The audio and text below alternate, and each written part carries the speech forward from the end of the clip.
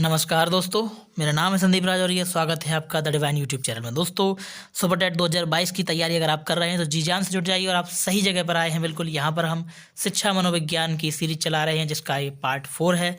तो दोस्तों, इस पार्ट 4 में हम जानेंगे शिक्षा मनोविज्ञान के बारे में। अब तक हमने जाना था मनोविज्ञान के बारे में, उसके क्षेत्रों के बारे में, परिभाषाओं के बारे में। अब हम जानेंगे शिक्षा मनोविज्ञान के बारे में। तो शिक्षा मनोविज्ञान के क्षेत्र, घटक, इसका महत्व क्या है और इसका किस किस क्षेत्रों में क्या क्या इसका योगदान रहेगा, ये सब हम जानेंगे इस वीडियो में। दोस्तों, हमारे साथ बने रहिए और इस वीडियो को एकदम लास्ट तक देखिएगा, बिल्कुल स्किप ना करिएगा। आप यहाँ पर सब कुछ वो पा सकते हैं जिसके जरिए आप अपनी परीक्षा को उत्तीर्ण कर सकते हैं और आप अपने शिक्षक बनने का सपना पूरा कर सकते हैं। तो दोस्तों, बिना समय को व्यर्थ किए हम स्टार्ट करते हैं आज की वीडियो। तो सबसे पहले हम जानते हैं शिक्षा मनोविज्ञान के बारे में। कुछ बुलेट पॉइंट्स हैं, इनके थ्रू जानेंगे और ये बहुत ही महत्वपूर्ण है, इन्हीं से प्रश्न बनते हैं। दोस्तों, हम इन बुलेट पॉइंट्स को एलेबोरेट करेंगे अपने दिमाग से और इसके साथ ही हम कम पढ़ करके ज़्यादा ज्ञान पाएंगे। तो चलिए स्टार्ट करते हैं। मनोविज्ञान के सिद्धांत जो होते हैं उनको अगर शिक्षा के क्षेत्र में लागू कर दिया जाए तो ये जो प्रक्रिया है उसी को हम शिक्षा मनोविज्ञान कहते हैं। भाई सिंपल सी बात है, मनोविज्ञान हमने अब तक जाना क्या है, तो मनोविज्ञान के सिद्धांतों को शिक्षा के क्षेत्र में लागू करना ही शिक्षा मनोविज्ञान होता है। और फिर कॉलसैनिक के अनुसार कहा गया है कि शिक्षा मनोविज्ञान का जन्म प्लेटो से हुआ है। ये याद करने वाली चीज़ है दोस्तों। फिर जो थर्ड पॉइंट है, ये कह रहा है स्किनर के अनुसार शिक्षा मनोविज्ञान का जन्म अरस्तु से हुआ है। तो स्किनर कहते हैं अरस्तु और कॉलसैनिक कहते हैं कि मनोविज्ञान का जन्म कहाँ से हुआ है, प्लेटो से हुआ है शिक्षा मनोविज्ञान का। चलिए अगला देखते हैं हम। अगला पॉइंट कह रहा है कि शिक्षा मनोविज्ञान को लोकप्रिय प्रचलित बनाने का कार्य रूसो और फ्रोबेल ने किया है। चलिए ये भी बहुत इंपॉर्टेंट है दोस्तों। फिर रूसो का शिक्षा पर लिखा गया एक प्रसिद्ध ग्रंथ जिसको एमिल या एमाइल है इसका नाम। और अगला है शिक्षा मनोविज्ञान को मनोवैज्ञानिक स्वरूप प्रदान करने वाले विद्वान कौन हैं, तो ये हैं पेस्टालॉजी और हर्बर्ट। दोस्तों, ये है पेस्टालॉजी और हर्बर्ट। आधुनिक शिक्षा मनोविज्ञान का जन्म अमेरिका में 1900 ईस्वी में हुआ है। यह भी याद करने वाला पॉइंट है दोस्तों। आपसे पूछा जा सकता है कि कहाँ हुआ आधुनिक शिक्षा मनोविज्ञान का जन्म, तो ये अमेरिका में हुआ है और 1900 ईस्वी में हुआ है। फिर 1920 ईस्वी में क्या होता है कि अमेरिका में शिक्षा मनोविज्ञान को एक अलग विषय के रूप में मान्यता मिल जाती है। और शिक्षा मनोविज्ञान पर जो सबसे पहले शोध कार्य किया गया तो वो किया गया था अमेरिकन साइकोलॉजिकल एसोसिएशन अमेरिका द्वारा 1940 में। अब हम जानते हैं दोस्तों शिक्षा के बारे में। तो शिक्षा, जिसको इंग्लिश में एजुकेशन कहा जाता है, लैटिन भाषा के शब्द एजुकेटम से मिलकर बना है, जिसका मतलब है अंतर्निहित शक्तियों का विकास करना। तो यानी कि एजुकेशन का मतलब ये हो गया कि इंसान के अंदर जो शक्तियां हैं उनका विकास करना, यह एजुकेशन का मतलब होता है। अगर हिंदी की बात करें तो शिक्षा जो शब्द है वो संस्कृत के शिक्ष धातु से बना है, जिसका अर्थ होता है सीखना। तो कुछ भी सीखना, यह हो गया शिक्षा। लेकिन अब जान लेते हैं हम प्रमुख परिभाषाओं के माध्यम से कि शिक्षा क्या है। तो परिभाषा है दोस्तों प्लेटो के अनुसार। तो प्लेटो के अनुसार प्लेटो कह रहे हैं कि शिक्षा से अभिप्राय व प्रशिक्षण है जिसके द्वारा बालकों में सद्गुण की मूल प्रवृत्तियाँ और इस हेतु आदतों का निर्माण से है। तो यहाँ पर दोस्तों शिक्षा ऐसी प्रक्रिया है, ऐसा प्रशिक्षण है जिसके द्वारा बालकों में सद्गुण की मूल प्रवृत्तियों और आदतों का निर्माण होता है। फिर अगली परिभाषा है दोस्तों महात्मा गांधी के अनुसार। महात्मा गांधी जी कहते हैं कि शिक्षा से मेरा अभिप्राय बालकों एवं मनुष्यों में शरीर, मस्तिष्क एवं आत्मा की सर्वोत्तम अभिव्यक्ति से है।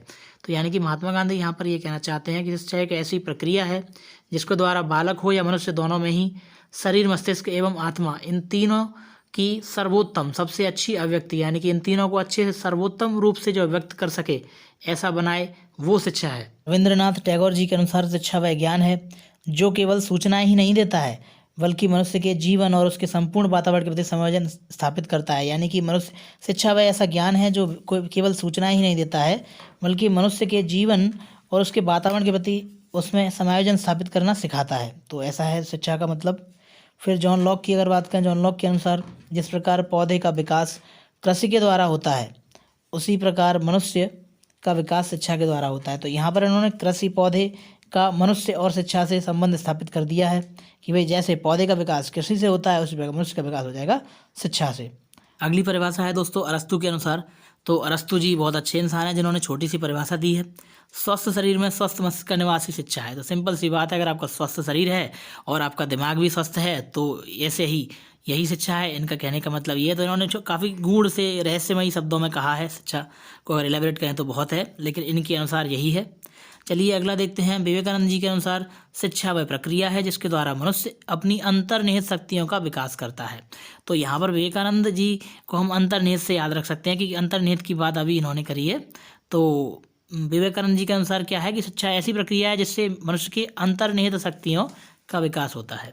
चलिए नेक्स्ट है पेस्टोलॉजी के अनुसार। तो पेस्टोलॉजी के अनुसार मानव की आंतरिक शक्तियों का स्वाभाविक सामंजस्यपूर्ण एवं प्रगतिशील विकास ही शिक्षा है। तो यहाँ पर इन्होंने जो विवेकानंद जी की बात में थोड़ा सा और बढ़ा दिया है। पेस्टोलॉजी ने कहा है कि मानव की जो आंतरिक शक्तियाँ हैं उनका स्वाभाविक सामंजस्यपूर्ण एवं प्रगतिशील विकास। तो तीन चीज़ें जोड़ करके इन्होंने यहाँ कर दी। स्वाभाविक भी होना चाहिए, सामंजस्यपूर्ण भी होना चाहिए और प्रगतिशील भी होना चाहिए। ऐसा विकास अगर है तो वो शिक्षा है। महात्मा गांधी जी ने मातृभाषा शिक्षण पर बल दिया था और एक सूत्र दिया मातृभाषा शिक्षण का। उन्होंने कहा है 3H का जो सूत्र है, इसमें हेड, हैंड और हार्ट, इन तीनों की बात करी है। ये बहुत महत्वपूर्ण है दोस्तों, ये महात्मा गांधी ने दिया है सूत्र। चलिए अब जान लेते हैं शिक्षा मनोविज्ञान के बारे में कुछ प्रमुख कथन। तो ये प्रमुख कथन है, जैसे कि पहला कथन है क्रो एवं क्रो के अनुसार शिक्षा मनोविज्ञान बालक के जन्म से लेकर वृद्धावस्था तक जो भी सीखने के अनुभवों की व्याख्या एवं वर्णन करती है। यानी शिक्षा मनोविज्ञान वह मनोविज्ञान है जो बालक के जन्म से लेकर वृद्धावस्था तक जो भी वो सीखता है उसके अनुभवों की व्याख्या और वर्णन करती है। चलिए नेक्स्ट कह रहे हैं कि जो काल सैनिक हैं वो कह रहे हैं शिक्षा मनोविज्ञान के अंतर्गत मनोविज्ञान के अनुसंधानों और सिद्धांतों का शिक्षा के क्षेत्र में अध्ययन किया जाता है।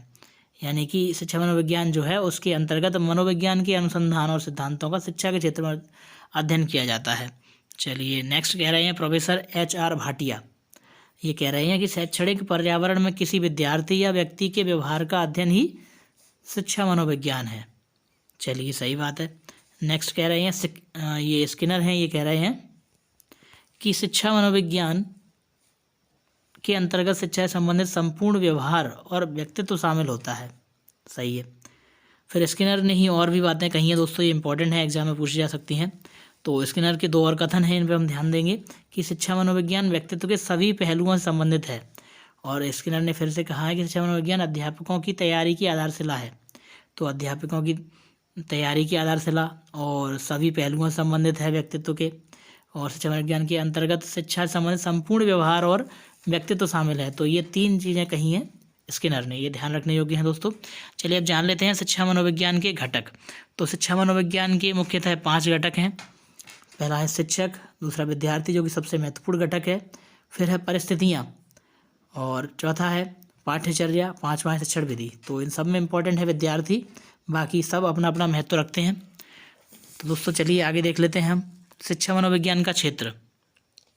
शिक्षा मनोविज्ञान किस किस क्षेत्र में कार्य करता है। तो यहाँ पर देखो दोस्तों, ये समझने वाली बातें हैं, यहाँ से हमारी ये समझ विकसित होती है और इससे हम पेडागोजी वाले जो क्वेश्चन हैं उनके सही से आंसर दे सकते हैं। जैसे शिक्षा मनोविज्ञान का क्षेत्र क्या क्या है। तो शिक्षा मनोविज्ञान का क्षेत्र में पहला है बालक की अभिवृद्धि व विकास का अध्ययन, फिर बालक की विशेष योग्यताओं का अध्ययन। तो यहाँ पर शिक्षा मनोविज्ञान बात करता है बालक की अभिवृद्धि और विकास का अध्ययन करेगा। तो जिस बालक की जिस तरह से वृद्धि हो रही है और जिस तरह से विकास हो रहा है उसी के हिसाब से उसे वह शिक्षा प्रदान करी जाएगी। शिक्षा पद्धति, शिक्षा के जो विधियाँ हैं, शैक्षणिक विधियाँ, उन सब का यूज किया जाएगा। तो यहाँ पर यह जरूरी है। फिर विशेष योग्यताओं का अध्ययन, अगर कोई बालक है जो विशेष योग्यताओं वाला है और उसे नॉर्मल साधारण बालकों की तरह ही ट्रीट किया जा रहा है तो उसकी विशेष योग्यताओं का दमन हो सकता है। तो ऐसे दमन को बचाने के लिए उसे विशेष योग्यताओं का अध्ययन किया जाएगा शिक्षा मनोविज्ञान के अंदर। अगर उसमें ऐसी होंगी तो उसे उस तरह से शिक्षण विधियों के हिसाब से वैसे समझाया जाएगा और उसे वैसी शिक्षा की व्यवस्था कराई जाएगी उसके लेवल की।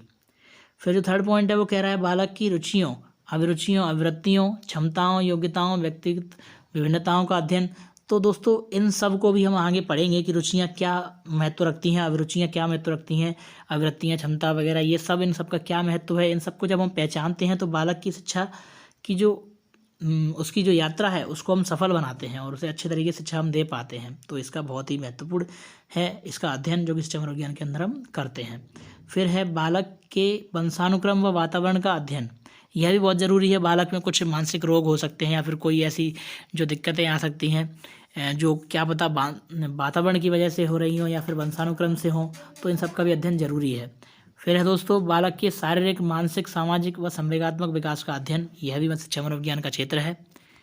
फिर दोस्तों शिक्षण विधियों का अध्ययन, विभिन्न शिक्षण विधियों का अध्ययन। फिर है प्रतिभाशाली बालक, विशिष्ट बालक, विकलांग बालक, अपराधी बालक एवं मानसिक रोगों से त्रस्त बालकों का अध्ययन। फिर है दोस्तों शैक्षिक समस्याओं का अध्ययन, पाठ्यक्रम निर्माण संबंधी समस्याएं एवं उसके निदान का अध्ययन, संपूर्ण मानवीय व्यवहार का अध्ययन। तो यह सब शिक्षा मनोविज्ञान का क्षेत्र है दोस्तों। फिर शिक्षा मनोविज्ञान का शैक्षिक महत्व की बात करें दोस्तों, तो शिक्षा मनोविज्ञान शैक्षिक महत्व बहुत ही है। बाल केंद्रित शिक्षा पर बल, फिर छात्रों का ज्ञान प्राप्त करने में सहायक होना, सामाजिकता का विकास करना, पाठ्यक्रम निर्माण में सहायक होना, शैक्षिक पद्धतियों की जानकारी होना और छात्रों के समस्या समाधान में सहायक होना, फिर मूल्यांकन एवं परीक्षण में उपयोगी होना, छात्रों की शैक्षिक एवं व्यावसायिक निर्देशन में सहायता करना और अनुशासन की स्थापना में सहायक होना, प्रयोग और अनुसंधान में सहायक होना। दोस्तों ये सारे के सारे इसके महत्व हैं शिक्षा मनोविज्ञान के। तो दोस्तों ये तो था